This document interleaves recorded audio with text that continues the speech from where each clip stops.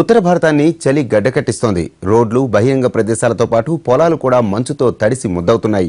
ఎప్పుడూ లేని విధంగా కురుస్తున్న మంచు నేలపై తెల్లటి దుప్పటి పరుస్తోంది.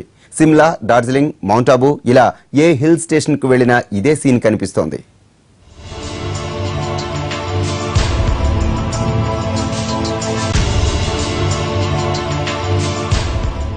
మంచు మంచు మంచు ఎక్కడ చూసినా మంచే.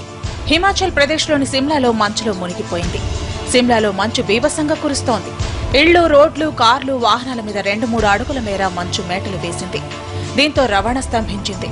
జనజీవనం నిలిచిపోయింది. అసలు బయటకు రావాలంటే భయపడుతున్నారు ప్రజలు. జాతీయ రహదారులపై ఎక్కడికక్కడ నిలిచిపోయాయి వాహనాలు. మంచు ప్రభావంతో సిమ్లాలో 10 మంది చనిపోయారు.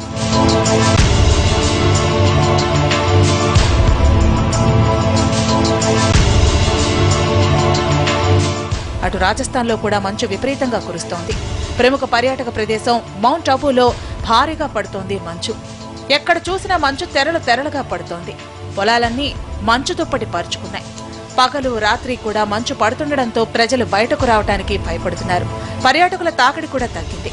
స్కూళ్లకు వెళ్లే విద్యార్థులు తీవ్ర ఇబ్బందులు పడుతున్నారు. ఫేమస్ హిల్ స్టేషన్ డార్జిలింగ్ ను మంచు కమ్మేసింది. గడ్డ కట్టించే చలిలో కూల్ వెదర్ ను టూరిస్టులు ఎంజాయ్ చేస్తున్నారు. గతంతో పోలిస్తే హిమపాతం బాగా పెరిగిందని చెబుతున్నారు. రాబోయే రోజుల్లో శీతల గాలులు కొనసాగుతాయని, ఉష్ణోగ్రతలు ఇంకా పడిపోతాయని వాతావరణ శాఖ ప్రకటించింది.